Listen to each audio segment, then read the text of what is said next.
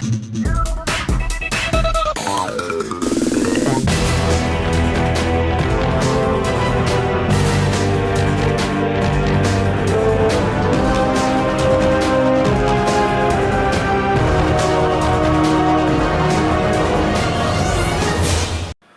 up YouTube, Dow here from Zephyr War Games, and today I am bringing you a test hand combo video for P.U.N.K.s. Now, P.U.N.K.s is the brand new Psychic type deck that came out in Grand Creators, and you guys smashed that like button way above 50 likes in the first 24 hours, so I thought I would bring to you a test hand video so you can see the consistency of this particular route, the defensive options and the aggressive options as well. So, with all of that out of the way, please smash that like button, hit that notification bell, and subscribe so you don't miss out on any more upcoming content from the channel, especially with Battles of Chaos due out this weekend. So after a very decent shuffle and a good old cut, our first opening hand of 5 will be 1, 2, 3, 4, 5. Okay, so this is actually very fine because like I showed you in the previous one, it's a 1.5 card combo. The only change that I've made to the deck is for the fact that it can play through certain hand traps like Veilers, Imperms, and Ashes at the right time, but it can't play through the choke points of Imperms on Auroradons or Halifibrax. So unless your opponent is massively familiar with the deck, you should be okay, but I've kind of put in crossouts just to get you going. Now, with this particular hand like this, we've got, like, we can deal with one hand trap. If our opponent goes Ash and Imperm, we're in a bit of trouble. Regardless, we'll play it out as it should be. So you're going to normal summon your Min. Your Min is going to use this effect to pay the 600 life points. So literally, the card you need to get to is your Min, and you've got, in theory, 9 ways of getting to it. You've got 3 copies of itself, 3 E-Tellies, and then, of course, 3 of the Ogadons. You'll then use the effect of Armin, paying 600 life points to get you the Foxy Tune. You'll then use Foxy Tune's effect, sending itself and any other card. In this moment, I'll probably send the Madam Spider to special summon one from the deck. Now, let me just double check it can't be the one that is sent. True Empire, Hand or field, send 1 card from your hand to the graveyard, and if you do, special summon 1 P.U.N.K. monster. Fine, except to level 8, which is fine. So we can summon out the Madam Spider. Madam Spider will then use her effect. Now, I would always go for the Gabu because the Gabu doesn't actually require you to control a P.U.N.K. to get the most out of it. It requires you to control a P.U.N.K. to gain life points equal to the card you've targeted to negate, but the Gabu is basically an Imperm, which is really important. The fact we've opened up the surprise as well just gives us additional form of interruption, but this card can be absolutely anything. You're then, of course, going to go into very basic Auroradon combos, but it does just have so much power play for your particular deck. So Halifibrax effect brings you out your Despot 001. The only time this combo fails is if you open up your Cult Wing, so that is one thing to kind of keep in mind, but that is where alternative options can come into play, where you can go for, if you're going second, you can go Break Sword, Downward, Zeus, and stuff like that. So Hulk plus Despot 001, you're going to go into Mech. Mech's going to spawn 3 tokens, and that is going to bring back Despot 001. You're then going to use Despot 001 plus 1 token, and you're going to summon out your first Cupid Pitch. Use the effect of Cupid Pitch to bump its level by 1, so it is now a level 5. Use Auroradon's effect to pop 2 tokens and summon out your Cult Wing. Your Cult Wing will then trigger and spawn out 2 more tokens. Obviously, Nibiru is another weak choke point of this deck, and that is why we run the crossout. That will then bring back the Despot 001 as well. Now, it's at this particular point that the combos can change depending on where you want to go, but the safest route of doing something first is Cupid Pitch plus 1 of the level 3 tokens will give you your Savage.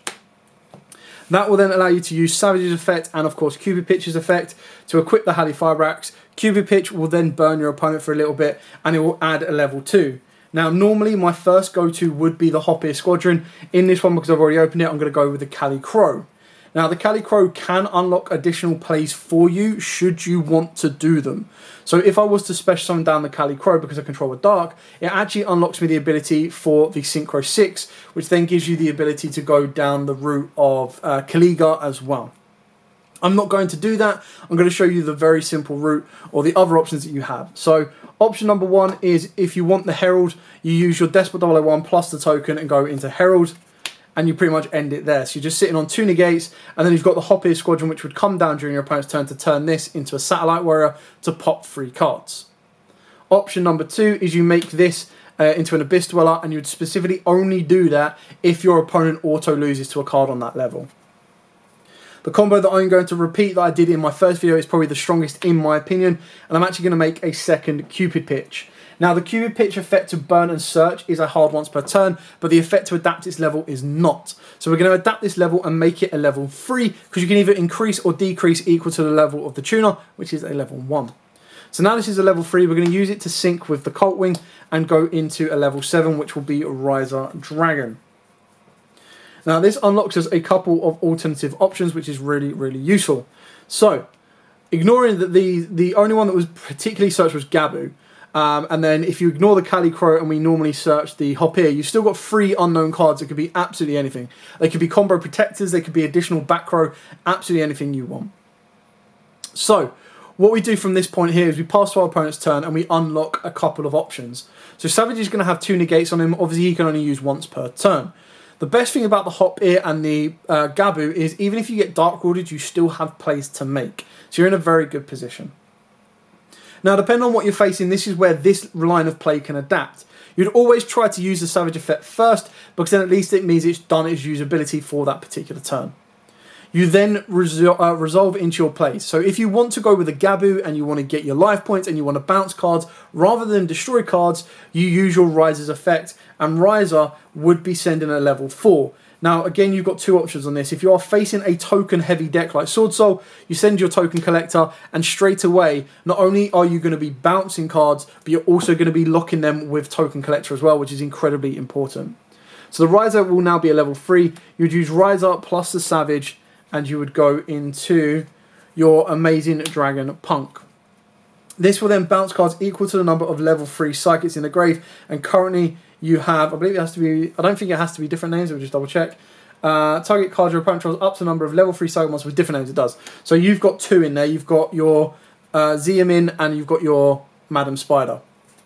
So that's a nice little double bounce, which is really, really kind of cool. And then you can actually Gabu to negate a card and then gain life points. So in theory, with this particular route of play, you've ended up having 4 interruptions on your opponent. If you take this back to having Savage on the board, you can actually increase this to having 5 interruptions, but you wouldn't get a life point gain. So you would use the Savage negate, that's 1 of your interruptions done. You then use your Hopir Squadron to sync with your Savage Dragon, and you're going to go into Satellite Warrior. Now, by going into Satellite Warrior, you then get to pop cards your opponent controls equal to the number of Synchros in the graveyard, and you have 3. Now again, let me just double check, I don't believe it needs to be different names. Target card your opponent controls up to the number of Synchro monsters in the graveyard, destroy them, and if you do, this gains 1,000 attack for every card destroyed. So this would then become a boss monster of 5,500 attack. You'd still have Gabu as well, so you'd have 3 pops. You would have 1 negate, Omni negate off of your Savage Dragon, and then you've got a normal negate off of Gabu, and then you're able to build your play next turn, because ultimately you would keep your Riser, switches to attack, 21, 5,500, and 21 there. Not to mention, if you really needed to, you could special summon down the Cali Crow, because this is a dark. So that is obviously our first test, and to kind of show you the baseline combo and then the variations that it has depending on what you're facing. Now, keeping in mind, if they were playing tokens, you summon out Token Collector, and that gives them another line of issue to kind of deal with. Now what we're going to do is we're going to shuffle these up, and the idea is to show you the consistency of this particular combo and this route. And like I said, you've got 9 ways to get to a min, and it really only adapts should you not get to it. And if you shouldn't get to it, you then have plays to be a bit more aggressive, a bit more defensive with your bigger...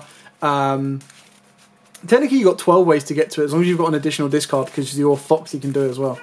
But yeah, the idea is that you've got so many ways to do it that the combo can be very consistent. You just need to protect your flex spots in Halifibrax and Auroradon.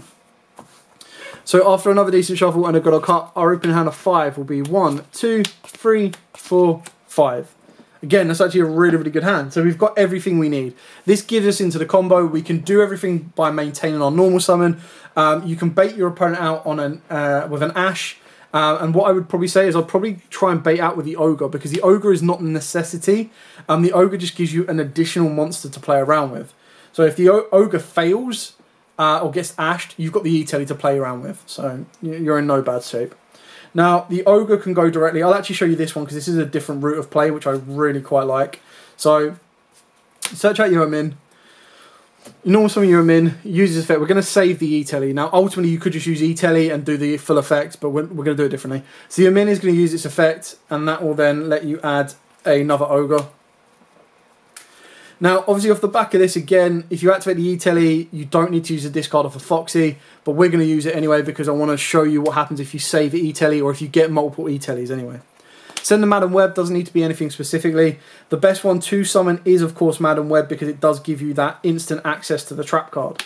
So you activate this, you get your instant access into the trap card. Now, like I said, my preferred go-to is Gabu. I'm arguably even considering bumping Gabu to 2 and dropping the other one, but again, that comes down to personal playstyle. So we've got the Gabu. You're then going to use these two. Again, we're going to go very simple Auroradon plays. So apologies on this one, but Halley Firebrax, bring out Despot 001. Get everything out of the deck. Despot 001. Go into Auroradon. Auroradon, spawn tokens. 1, 2, 3. Bring back Despot 001. Despot 001 plus a token. Goes into Cupid Pitch. Make Cupid Pitch at level 5. Then pop both of these. Bring out Coltwing. No. There we go. Coltwing. Coltwing spawns 2 tokens. Cupid Pitch plus 1 token equals Savage plus a Halley Firebrax plus Cupid Pitch's effect to give me a Hop Ear Squadron. Nice and easy. Let me just double check that one. This guy's Suicide and Centaur Cemetery Fleet damage to your opponent equal to the new Synchro monster's level times 100, so 800 burn. And if you do, you can add a level 8 or lower monster with 600 defense. Nice and easy. Hello, Hop Ear Squadron. So yeah, then off the back of this, what you want to do is you want to do the exact same play again. And we will go for...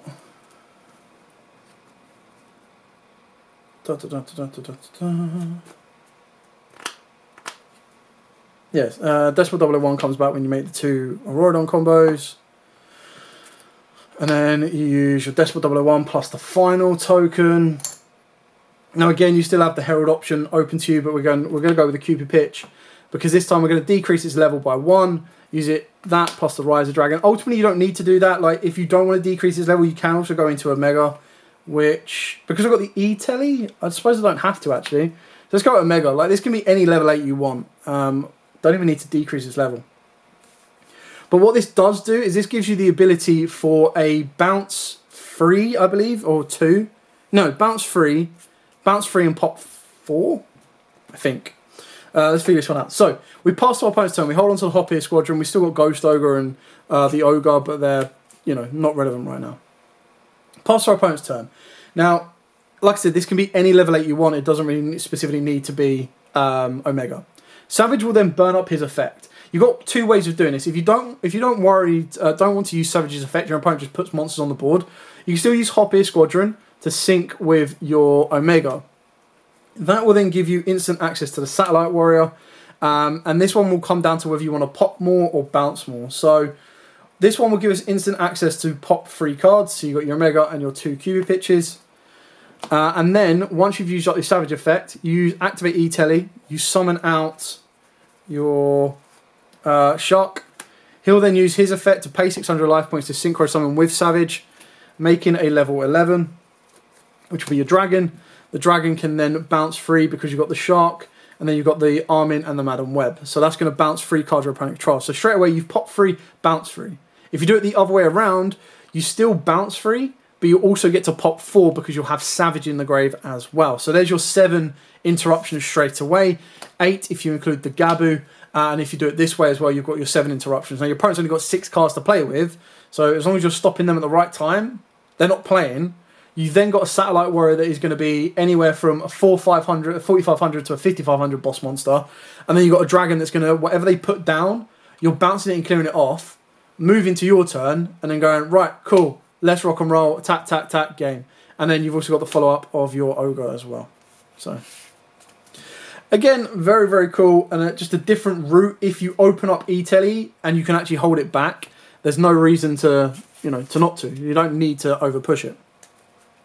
Okay, so now let's go second. Let's go aggressive. Now, the one thing that I will mention is if you go in second, I would definitely advise putting in, finding space for Zeus, Breaksword and Downward, because that does give you the ability to go Dark Ruler, shut the board off, and then very easily, rather than picking the board apart bit by bit, go straight into a Zeus, clear a board off, and then hold the ground from that place on, and kind of move from there. Anyway, so we shuffled that up. Our hand of 6. Oh, forgot Coltwing. There we go. So, I mean, if you were to cut cards and you wanted to go second aggressive, there you go. There's your Breaksword. There is your Zeus. We played 2 of those ones anyway. And then you could rely less on the Cupid pitch or less on the Herald or less on the XYZ, depending on what you want. And that makes your final Downward Magician. And that basically means that Zeus is going to have 2 negates. So, shuffle this up and go second.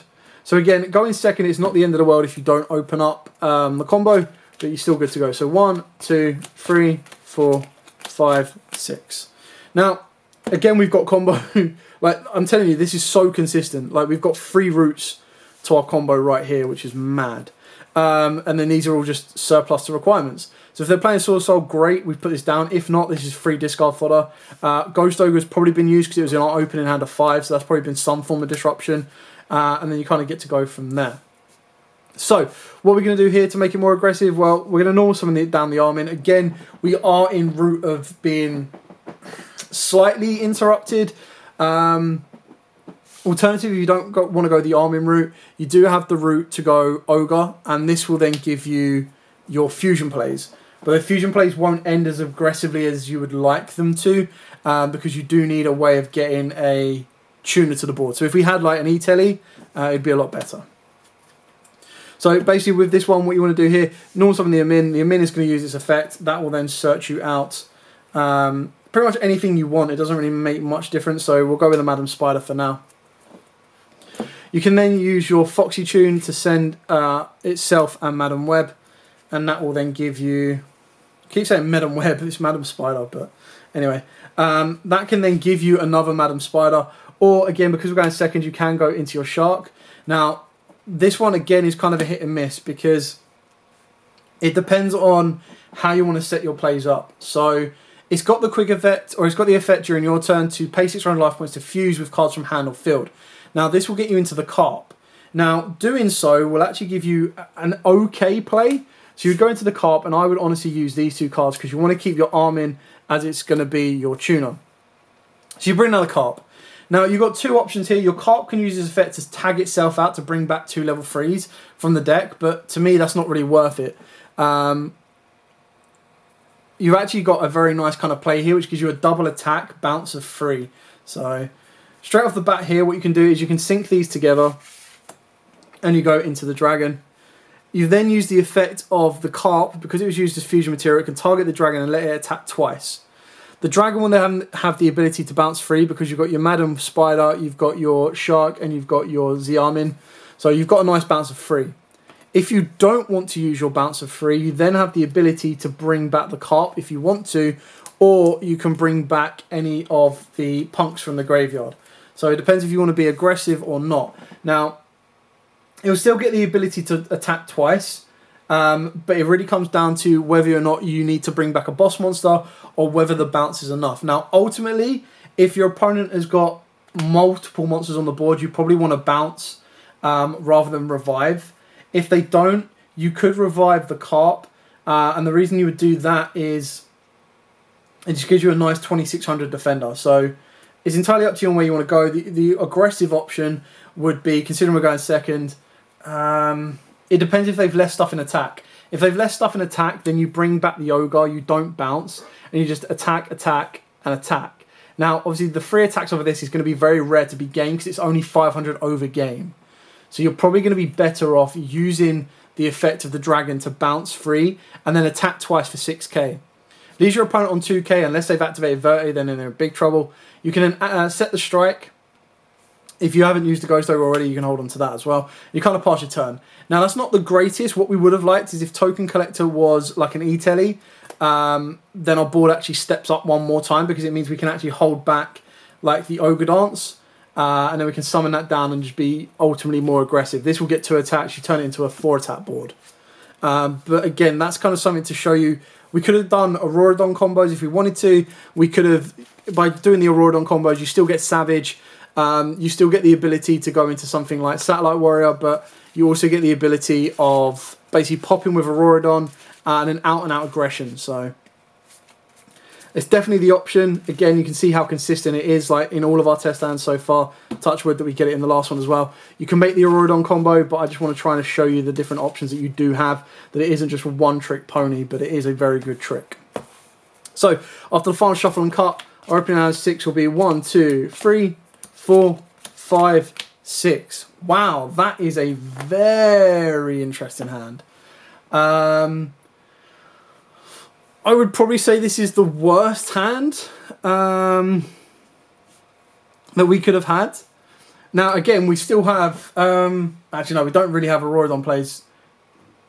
Yeah, we do. No, we do. We do have Auroradon plays. It's not great. It's a very long-winded route of Auroradon. But, like, if your hand is as bad as this, then you could go for an Auroradon play. So I'll show you how you do that. Is activate Foxy Tune. You can send itself if you want to. But ultimately, you probably... yeah, send itself. Doesn't matter. Send itself. That will then let you special summon out one from the deck. So you special out the Amin. Amin can then use its effect, which will then give you your Shark or Madam Web. Doesn't really matter. Madam Web, god damn it. Madam Spider. Madam Spider. Normal summon the Spider, and then you've got 4 Auroradon plays. Even if you don't go that route, you could also just normal summon down your squadron and you're good to go. So this is going to be the combo where you lose the most advantage and you are the least protected, but you still get to go from there. So the Madam can then search you out wherever it is. Gabu, so we've got a follow-up should we need it. And then Hulk, Despot, Auroradon, and then tokens 001. Boom, boom, boom, and then it's entirely up to you on where you want to go from here. So what I mean by that is Auroradon has the ability to pop itself to pop a card, so it depends if something is stronger than itself. It also has the ability to kind of start taking out the tokens itself as well. So you've got the ability to go for a direct 7, which isn't great. Other than that, your best kind of route... I mean, you could ultimately go for a Dragoon play if you really, really wanted to. But it wouldn't get the pop and burn. It would just be an Omni Negate, which you're better off just going for Savage for anyway. So again, you just do... I'm not going to go through the full combo. I'll redo this test hand. But I'll just show you that with this particular combo, basically your end board, aggression-wise, would be Savage... with this, and then I suppose I'd probably rather go for the Omega because it'll be more aggressive. And then you just leave it there. So you'd activate the Gabu, and then what you'd be doing is you'd be going into a hoppage during your opponent's turn. So attack, attack, attack. If they've got anything left, I'm pretty sure you can just pop one. Da da da da da da.